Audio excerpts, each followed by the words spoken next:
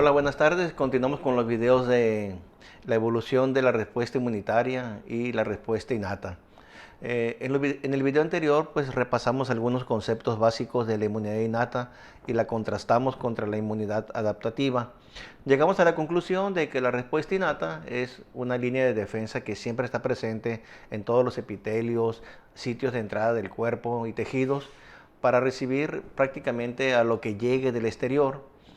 Y además de eso, dar el aviso a la adaptativa para activarla y que ella se convierta en una respuesta efectora, tanto humoral como celular, dependiendo de lo que la respuesta innata le indique a través de las citocinas.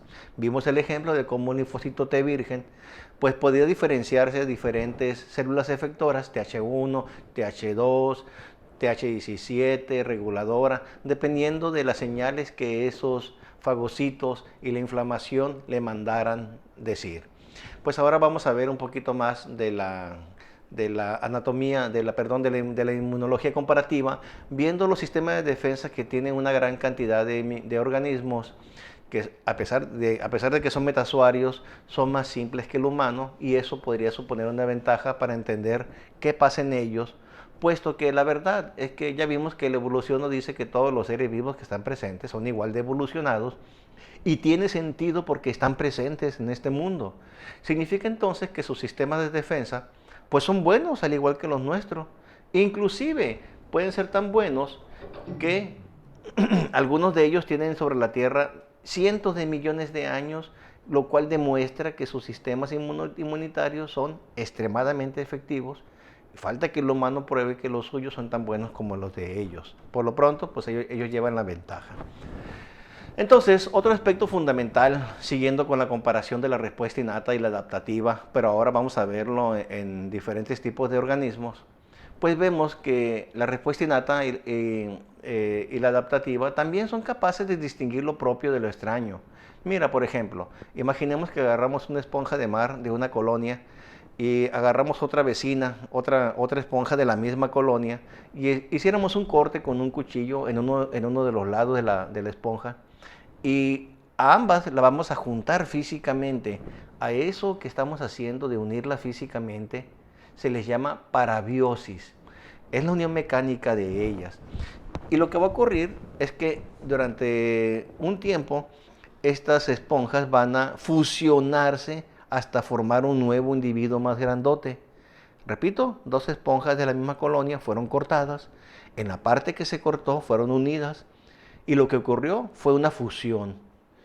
Pero cuando esto ocurre, al hacer lo mismo, una parabiosis, con esponjas de diferentes colonias lejanas entre sí, lo que ocurre es que en el sitio de la parabiosis se da una necrosis, es decir, el tejido se muere. Y esto ocurre en 1 o 2 semanas. Esto significa que inclusive las esponjas, que son organismos bastante sencillos y simples, muy antiguos, con más de 700 millones de años, pues son capaces de reconocer lo propio de lo extraño, así como tú también lo puedes hacer. En, eh, en tu caso, por ejemplo, si alguien pone un pedazo de piel, por ejemplo, de un primo tuyo, en ti, tu cuerpo lo va a rechazar por una razón, porque también lo reconoce como extraño. Más adelante vamos a ver el mecanismo de cómo ocurre en la esponja de mar y cómo ocurre en ti. Sin embargo, si te vuelven a poner otra vez el implante del mismo primo, el rechazo va a ser más intenso y más severo, porque la respuesta adaptativa tiene una característica que es la memoria inmunitaria. La veremos más adelante. Por ejemplo, en este tipo de experimentos que son de parabiosis, me gustaría comentarte acerca de este que me llamó mucho la atención porque involucra esta imagen que dice colágeno. Pues tú ya te imaginas a qué hace referencia esa imagen.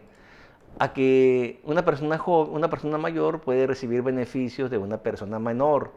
Y en efecto, en este casito puedes ver, en este caso de aquí puedes ver que un ratón adulto, ya mayor, viejo, fue quirúrgicamente unido, una parabiosis pues, con un ratón que es más joven. En este caso un joven de 4 meses y en este caso un joven de 8 meses. Y se dejaron unidos a través de circulación y ya te imaginarás lo que pasó. El ratón viejo recibió beneficios no solamente en su aspecto físico, sino que también algunas moléculas secretadas con el fenotipo de senescencia, es decir, cosas que se asocian a la edad adulta, como por ejemplo interleucina 1, 6 y otros factores, bajaron su cantidad en los ratones adultos o ancianos. Eso es una realidad, es decir, tuvieron una especie como de volver a la juventud un poquito. En cambio, el ratón joven no sufrió ningún efecto colateral ni ningún daño. Por eso esta imagen del colágeno pues es muy ilustrativa para lo que miran acá. Quien guste ver el artículo, pues aquí está la dirección electrónica, la copian, la ponen en Google y los va a mandar directamente a la liga del artículo, ¿no? ¿Por qué les puse el ejemplo de parabiosis esta? Pues porque tiene que ver con algunas moléculas inmunológicas como las interleucinas proinflamatorias, porque sabemos que con la edad el cuerpo va sufriendo una inflamación crónica. La inflamación no tiene que verse como un abultamiento del cuerpo. Alguien puede tener inflamaciones crónicas, como por ejemplo la artritis y otras condiciones que son inflamatorias y que prácticamente no tienen cura, pero aquí estamos viendo una esperanza para tratar de restablecer una respuesta inflamatoria adecuada y no exacerbada. Bueno, también vemos que las lombrices, como las lombrices de tierra y las estrellas de mar y muchos más, también son capaces de rechazar esos injertos a la parabiosis que se le pone cuando lo someten a la unión. Sin embargo, pues les decía que no hay memoria inmunitaria, porque quiere decir que el rechazo en estos organismos invertebrados no es por una respuesta adaptativa, sino que es por una respuesta innata. Por supuesto, lo que hemos visto de respuesta innata, pues son los macrófagos, los fagocitos, así que definitivamente esas son las células responsables del rechazo a lo extraño. ¿Y cómo sabe un macrófago que hay algo extraño? Pues a través de receptores. Seguramente esas moléculas que están en la superficie de los fagocitos, en los invertebrados, algunas de ellas evolucionaron para formar las moléculas que en ti median el rechazo, que son las moléculas del complejo principal de histocompatibilidad, que en el humano se llaman HLA. Esas moléculas, un dato importante y muy interesante, es que son polimórficas. Me explico, tú puedes tener una pluma de un color rojo, una pluma de un color azul, una pluma de un color verde, pero que sean de la misma marca, del mismo estilo. Las tres son plumas, las tres sirven para lo mismo, para escribir. La única diferencia es su color. En pocas palabras, esa pluma es polimórfica porque tiene variantes del mismo objeto que hacen la misma función. Las tres son plumas y corresponden a la misma entidad, pero son variantes y por lo tanto se llaman polimórficas, muchas formas. Pues bien, en tus cromosomas, en la región del HLA, hay genes que son muy polimórficos. Quiere decir entonces que el número de variantes en la población es muy alto, 200 o 300. A ti te hereda un cromosoma mamá y un cromosoma papá. Así que tú tienes dos variantes, por ejemplo, de un antígeno, de una proteína que se llama HLA-A. También hay HLA-B y C. Y también hay HLA-DR y DQ. Imagínate que del A haya 200 variantes en la población. Pues a ti te tocó, no sé, la 24 y la 32. Del HLB te tocó la 14 y la 20. Y así te vas con cada una de las moléculas del MHC porque todas son polimórficas. La probabilidad de que alguien tenga tus mismas variantes, a eso le llamamos haplotipos, es prácticamente imposible. Es por esa razón de que tú no puedes recibir trasplantes de cualquier persona, ni siquiera de tus padres o de tus hermanos, porque ya vimos que el sexo y la recombinación cromosómica generan diversidad y eso hace muy difícil que los trasplantes puedan ser aceptados y por tal razón esos pacientes reciben un medicamento que les abate la respuesta inmunitaria para que no rechacen al implante de riñón, de piel, de hígado, etc. Entonces, esa es la diferencia, ¿no? La memoria que genera la respuesta inmunitaria adaptativa y que esta que es hecha por los invertebrados, pues no genera una respuesta de memoria. En tu caso es diferente porque la respuesta está mediada por linfocitos T y por lo tanto generan memoria. a través del, por supuesto, de las moléculas del HLA. Bueno, entonces quedamos que entonces esas proteínas que se encuentran en los fagocitos de los invertebrados pudieran ser los antecesores de las moléculas del complejo principal de histocompatibilidad. En pocas palabras, pues, ¿tú tienes un mecanismo para reconocer lo extraño? Sí, también los invertebrados. Que son diferentes las moléculas que participan y las células que participan, estoy de acuerdo, es el ejemplo del bochito y del Ferrari, no importa, ambas hacen la misma función de distinguir entre lo propio y lo extraño. Bueno, ¿qué otra cosa tenemos en común todos los seres vivos? Por ejemplo, en ti hay un sistema de proteínas que se activan mediante proteólisis y que eso ocurre en respuesta a la presencia de un patógeno, de un microorganismo, una bacteria, por ejemplo, se llama el complemento. Se activa y termina eso en la formación de poros que hacen de membrana que rompen al patógeno y entonces eliminan la infección. Eso es exclusivo de nosotros, de los vertebrados, pero por supuesto que en los invertebrados también es conveniente que tengan un sistema de moléculas que se active a la llegada de los patógenos. No esperar a que las células se activen y empiecen a funcionar para fagocitar y activar mecanismos microbicidas, sino que sea de inmediato. De tal manera que cuando una bacteria, un hongo, un parásito, un virus entra al organismo, esas moléculas solubles ya están ahí en gran cantidad y van a hacer que se promueva la limpieza o la eliminación de ese invasor. En este caso, en los invertebrados tenemos una proteína, un sistema que se llama de la profenol oxidasa y que es igual que el del complemento. A la presencia de la bacteria o del hongo, de lo que sea, esta proteína se activa a otra, y finalmente termina esta cascada de proteólisis con la activación de la profenol oxidasa para convertirla en fenol oxidasa, la cual va a sintetizar melanina y la melanina va a encapsular literalmente al patógeno en el tejido circundante, inactivando y limitando la infección. Entonces, es un mecanismo que, al igual que el complemento, funciona en respuesta a la presencia de un patógeno a través de una cascada de proteólisis. Esa es la función que tiene tanto el complemento como el sistema de la profenol oxidasa. Concluyendo, en ti es el complemento y en los invertebrados está la profenol oxidasa, que es un mecanismo más simple, más directo y más general. La tienen pues una gran cantidad de ellos, ¿no? Aquí pon atención a esta proteína que también se activa durante la presencia de los patógenos y se llama TOL. Ya hablaremos de ella más adelante porque es muy importante para la inmunología. Bueno, otra característica central de la respuesta adaptativa pues son los anticuerpos. Esas proteínas que se forman en respuesta a la infección y que son producidas por los linfocitos B, que se activaron y proliferaron y se convirtieron en células plasmáticas, van y se pegan a los microbios.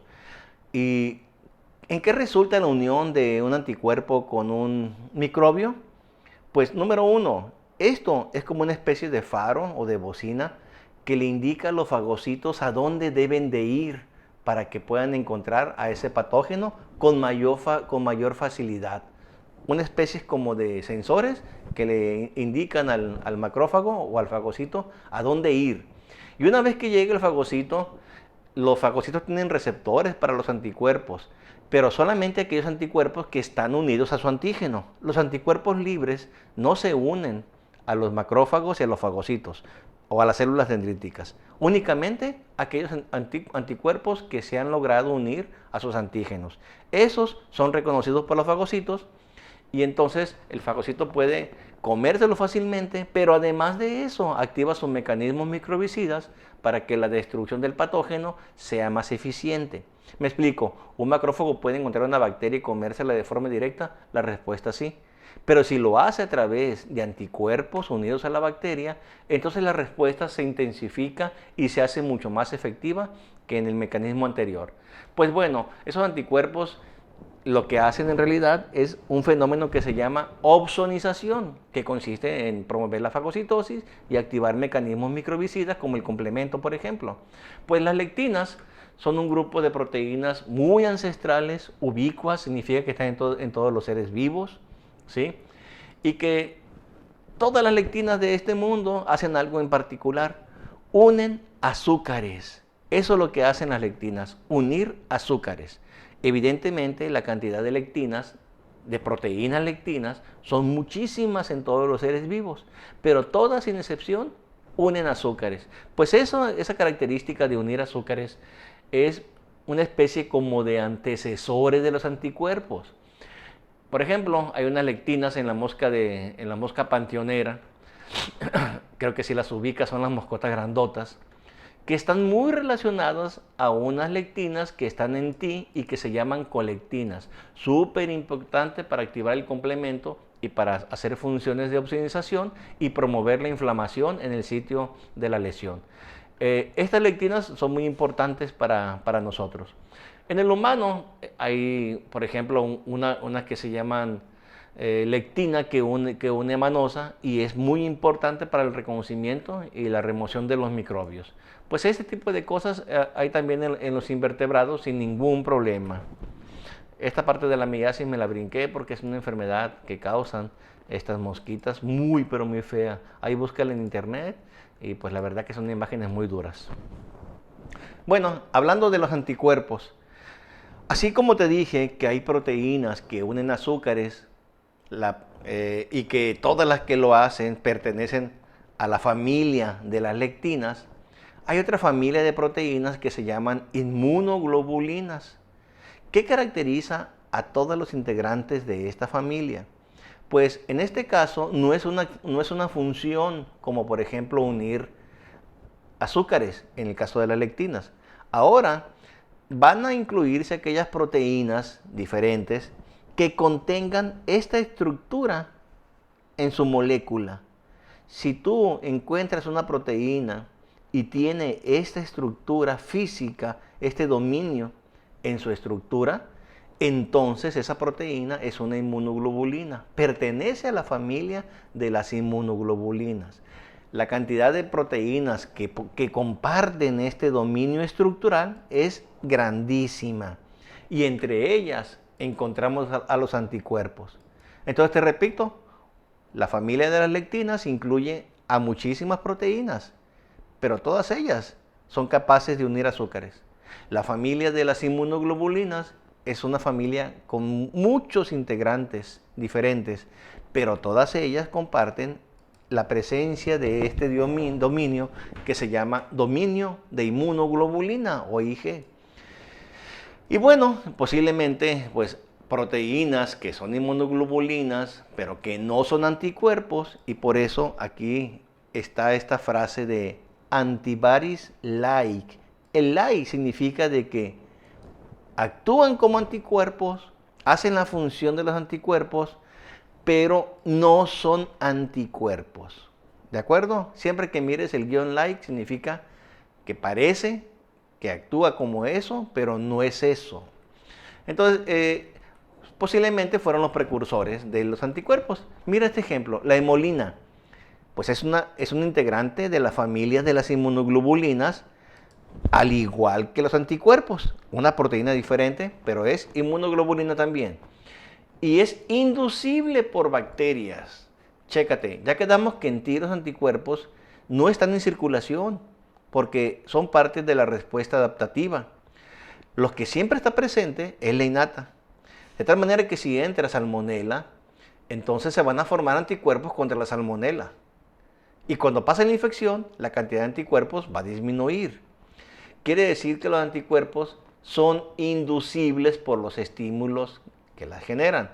Aquí es lo mismo, la hemolina, en la hemolinfa de estos insectos como la polilla, las moscas, chapulines, no se encuentra en grandes cantidades, pero cuando estos insectos se infectan, su cantidad se aumenta de manera considerable. ¿Y qué hace? Se une a los microbios y literalmente hace lo que hacen las opsoninas: facilitar la fagocitosis y activar mecanismos microbicidas y promover la inflamación. Es lo mismo. Entonces, claro que estas proteínas como las lectinas y como la hemolina, pues pudieran ser los precursores de los anticuerpos que tenemos nosotros los humanos. Por otra parte, también ya ubicas bien el término de citocinas. Son proteínas que son secretadas por algunas células de la respuesta inmunitaria y también por epitelios, endotelios y otros tipos celulares. Su función es la comunicación entre las células del sistema inmunitario. Esa es su función, tanto para estimular como para inhibir funciones. E incluso pueden afectar algunos tejidos u órganos también para que trabajen. Por ejemplo, cuando al hígado le llega una lluvia de interleucina 6, él secreta una proteína que se llama proteína C reactiva y que funciona como una opsonina. Ese es un ejemplo del efecto de una citocina en un tejido específico. Algunas tienen funciones más generales y más sistémicas. Hay muchas citocinas, bastantes, decenas, pero se ha encontrado que a lo largo de la evolución y de manera ubicua en los metazoarios se encuentran en especial algunas como los interferones, la interleucina 1 y la 6 y el factor de necrosis tumoral. Te repito, hay muchas citocinas, no estoy en desacuerdo con eso es verdad, pero estas cuatro se encuentran en muchos seres vivos, vertebrados e invertebrados. ¿Qué significa cuando algo se encuentra de manera conservada en demasiadas especies? Pues yo creo que el significado es que esas moléculas son muy eficientes para hacer su trabajo y por eso se han conservado sin cambios en evolución. Claro, tu organismo es más complejo y la cantidad de citocinas que tiene es muy variada y muy diversa, pero estas son reguladores críticos de la respuesta inmunitaria, las cuatro que te mencioné. ¿Y qué pasa con los invertebrados? Pues también tienen este tipo de citocinas, como por ejemplo la IL-1 de la estrella de mar, que no es interleucina 1, pero tiene todas las funciones de la interleucina 1. También se han encontrado TNF, interleucina 6, en gusanos, en tunicados, en muchos invertebrados. Son moléculas que son muy ubicuas. Quiero que pongan atención a esta imagen. Estamos hablando de un macrófago, por ejemplo, de una lombriz, y estamos hablando de un macrófago tuyo. Veamos cuál es la diferencia en el modo de acción de los dos fagocitos. Pues cuando llega un patógeno, ambos van a reconocer de forma directa o a través de opsoninas a ellos. Una vez que lo reconocen, se va a activar la fagocitosis y ambos los van a internalizar en compartimentos especiales que veremos más adelante que se llaman fagosomas o fagolisosomas. En ese compartimento especial es donde van a ser destruidos los microbios. Quiere decir que además de la fagocitosis se tienen que activar mecanismos microbicidas que hagan que eso que se comió sea digerido. Pues bien, ¿qué pasa en respuesta a esto? Además de que se activa la fagocitosis y además de que se activan los mecanismos microbicidas del fagocito, los fagocitos, como son la primera línea de defensa, dan aviso a otras células para que vengan a ayudar. En el caso de la nuestra es la inmunidad innata y la inmunidad adaptativa a la que van a pedir ayuda. Y en el caso de las lombrices, pues no tienen una respuesta adaptativa, así que ellas solitas se tienen que hacer cargo de todo. Imagínate, ante la infección, ambas liberan interleucina 1. Ya sabes que la de acá es tipo interleucina 1. ¿Qué efecto tiene esta interleucina 1 sobre otros fagocitos? Proliferar. En el caso tuyo, no. Un macrófago puede recibir un baño de IL-1 y no va a proliferar. Pero en cambio, quienes proliferan ante esta citocina son las células T. Y ahorita vamos a ver por qué. ¿Qué otra cosa ocurre con esta citocina cuando la recibe un fagocito que está cercano al sitio de la infección? Pues es un quimioatrayente y entonces ese fagocito que está cercano va al sitio de la infección a echarle paro a los que estén ahí presentes. En el caso tuyo, también es un quimioatrayente para que lleguen más macrófagos. Y en ambos casos se estimula en la acá se estimula la fagocitosis, pero en el de acá, la IL-1 no estimula su propia fagocitosis. ¿Por qué? Pues porque quedamos que las células que van a proliferar son las T. Y cuando las T proliferan, se van a diferenciar a un tipo que se llama CD4 cooperadores. Y se llaman cooperadores por una razón. Empiezan a producir interferón gamma y ese interferón gamma se lo lanzan al fagocito y el fagocito se va a activar. Es el equivalente al de acá. Lo que pasa es que aquí este lo hace por sí solo en la innata y el de acá se apoya en la adaptativa para que reciba ese apoyo y activar los mecanismos microbicidas. ¿Te acuerdas que te dije que la lisis de los patógenos ocurría dentro del fago lisosoma? Pues se requiere ese interferón gamma para que se activen los mecanismos microbicidas en esa región. Segunda característica, pues ambas son capaces de secuestrar el hierro. ¿Por qué? Porque todos los patógenos requieren hierro para sobrevivir y multiplicarse, de tal manera que el cuerpo lo secuestra. Súper interesante, ¿no? Porque mira, eso te puede llevar, en tu caso, a una condición que se llama anemia de la infección. ¿En qué consiste? Pues mira, los macrófagos tienen un papel muy importante, ya te lo había dicho, y pueden tener funciones que no son inmunitarias, como reabsorber hueso, etcétera, ¿no? Pues además de todo lo que hacen, estos macrófagos son reservorios de hierro. Pues porque con la circulación un glóbulo rojo muere o se hace viejo, son los macrófagos los que lo van a fagocitar y ese hierro que llevan los glóbulos rojos lo retiene y luego se va a la médula ósea y ahí lo libera para que sigan produciendo nuevos glóbulos rojos, ya que el hierro es un componente principal de la hemoglobina y si no hay hemoglobina, entonces no puede haber maduración de los glóbulos rojos. De tal manera que lo capturan en circulación y se lo llevan a la médula para reciclarlo. Por otra parte, hay una hormona que se llama hepcidina. Esta hormona es la que regula directamente la entrada de hierro en el intestino, de tal manera que si ésta se modifica, ya no se puede capturar el hierro del exterior y entonces la bacteria no va a tener hierro disponible en circulación. La misma hepcidina tiene como función regular a otra proteína que se llama ferroportina y que es la única proteína que usa el macrófago para liberar el hierro que tiene en su interior. Pues esa hepcidina hace que la ferroportina se cierre y entonces el macrófago secuestra el hierro. Dos cosas, el macrófago no libera el hierro que debe de liberar. Número dos, no hay absorción del hierro en el intestino, de tal manera que la infección no va a ser tan exitosa porque no hay hierro presente para las bacterias. Pero claro, hay una consecuencia. Si los macrófagos no están liberando el hierro en la médula ósea, entonces eso causa una anemia transitoria derivada de la infección. Cuando la infección pues se va, entonces otra vez se restablece toda la homeostasis de la eritropoyesis. No es una patología permanente, sino que es temporal para quitarle el hierro a las bacterias. Algo así como la temperatura, pues, no es una respuesta inmunológica en todo el sentido de la palabra, pero son las citocinas que se liberan en la respuesta inflamatoria las que elevan la temperatura. ¿Por qué? Porque los patógenos buscan la temperatura corporal. Y si tú le cambias la temperatura al cuerpo, el patógeno ya no va a crecer de forma óptima y entonces le damos tiempo al sistema inmunitario de que lo ataque. Segunda, las células del sistema inmunitario todas trabajan mejor bajo temperatura que a temperatura corporal, porque saben que es cuando se deben de activar en la vida real, ¿no?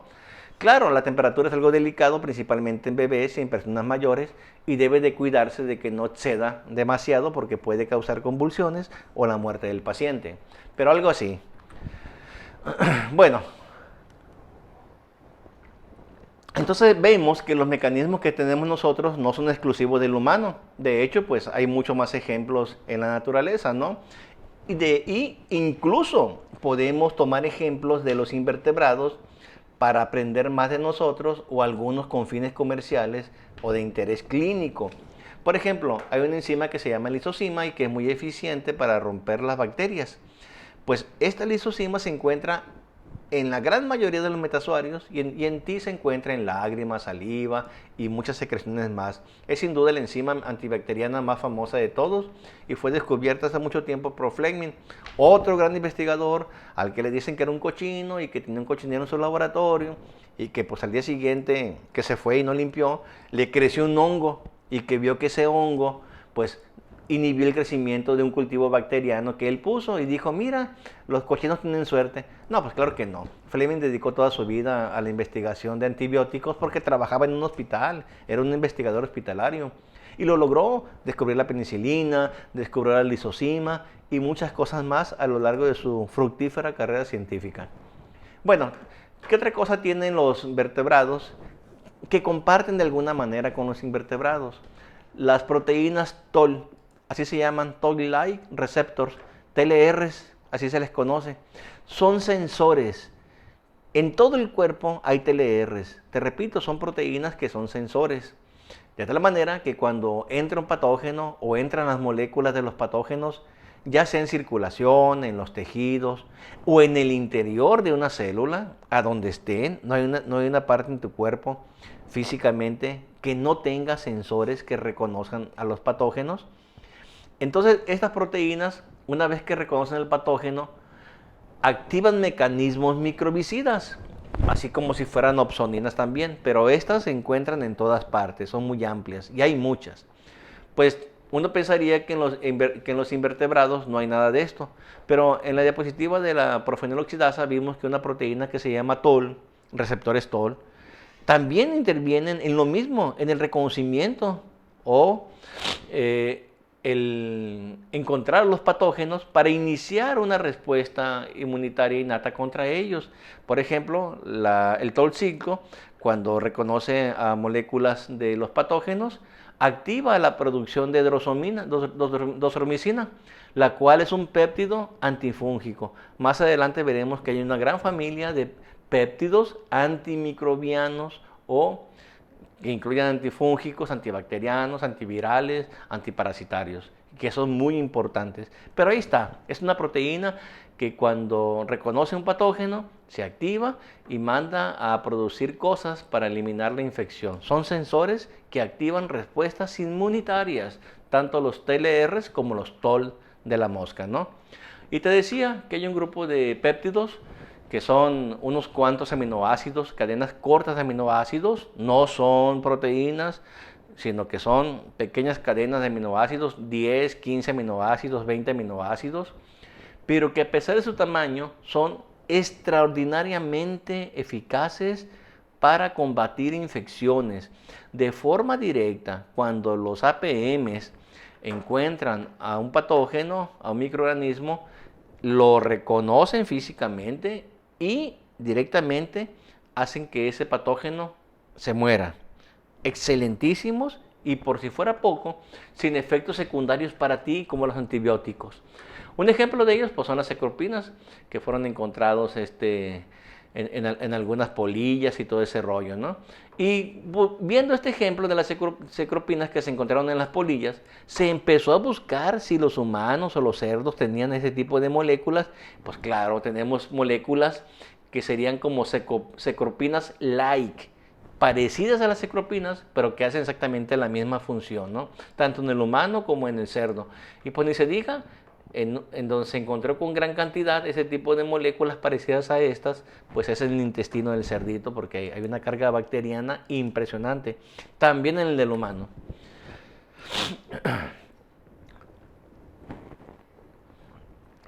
Otro grupo de péptidos antimicrobianos importantes se llaman defensinas. Y de esto se ha estudiado mucho en el humano específicamente, porque lo mismo, son muy capaces de controlar infecciones a todos los niveles, ¿no?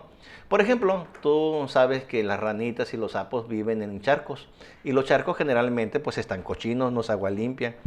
Si tú agarras una ranita y le mochas un dedo con una tijerita, así es lo salvaje, ¿verdad? No debes de hacerlo en la vida real. Y la lanzas al agua puerca sin ningún tipo de precaución, la rana no va a morir. Pero cualquier humano que tenga una herida de consideración y lo lanzan al agua puerca, pues seguramente va a morir de una infección. La rana no. Entonces se preguntaron qué tiene la ranita, que el humano no y le permite vivir en esas condiciones tan asquerosas. Pues aquí está, la ranita puede ir brincando y saltando obstáculos hasta llegar a su objetivo en este jueguito viejito, ¿no? Encontraron unos péptidos antimicrobianos a los que llamaron maiganinas, que significan escudos, y son las que protegen a la ranita contra esas infecciones tan poderosas. Mira, por ejemplo, aquí está la indolicidina. Son tan solo 13 aminoácidos el tamaño de esta molécula, de este péptido antimicrobiano, pero aunque sea pequeñito, no es una proteína compleja, ni multimérica, ni nada de esto. Es tan solo 13 aminoácidos, es nada más, es un pequeño péptido. pero ha sido capaz de destruir hongos, bacterias e inclusive atacar de forma directa al virus del VIH responsable del SIDA. No lo menosprecien, son temas de investigación que en el futuro va a traer muchos beneficios para la clínica. Entonces, en realidad, si tú ves, pues por todo lo anterior que hemos visto, pues en los invertebrados hay muchas cosas que podemos aprender para luego buscarlas en el humano y cosas de mucho interés clínico, por supuesto, no solamente teórico. Pues por todo esto, vemos que el legado de Meshnikov pues es enorme y perdura hasta el día de hoy, ¿no? ¿Qué pasa con el mecanismo de defensa de las plantas? ¿Por qué nunca se ve la inmunidad de plantas? ¿Acaso las plantas no tienen mecanismo de defensa contra sus patógenos? Recuerda que la palabra patógeno es algo muy relativo. Por ejemplo, el virus del VIH es un patógeno para el humano porque en él causa una enfermedad que se llama SIDA. Pero ese mismo virus probablemente no sea un patógeno para, no sé, las serpientes. Y quizá la serpiente tenga una bacteria que a ella la mata, es un patógeno, pero que para el humano es totalmente inofensivo, no es patógeno. Así que siempre que decimos patógeno, pues en general nos vamos a referir a los patógenos para el humano, a menos que tengamos la necesidad de decir que es un patógeno para otra especie diferente. ¿Y por qué en plantas no? Ellas también tienen sus propios patógenos. Y si la inmunidad es mejorada, entonces por supuesto que van a resistir más a estas plagas. Y eso es bueno, porque si la planta está fortalecida y puede combatir mejor a la plaga, pues entonces el uso de agroquímicos o de pesticidas, que son venenos, pues se va a disminuir y pues yo creo que todos van a ganar, porque el medio ambiente va a ganar, porque no van a matar a otros insectos que son benéficos, como las abejas, etcétera. Pero además, cuidamos la salud de la población, porque no estamos utilizando venenos para la agricultura, sino cosas que son sustentables o sostenibles. Bueno, hasta aquí esta plática. En la siguiente sesión continuaremos con el tema de evolución y de la respuesta inmunitaria innata. Gracias.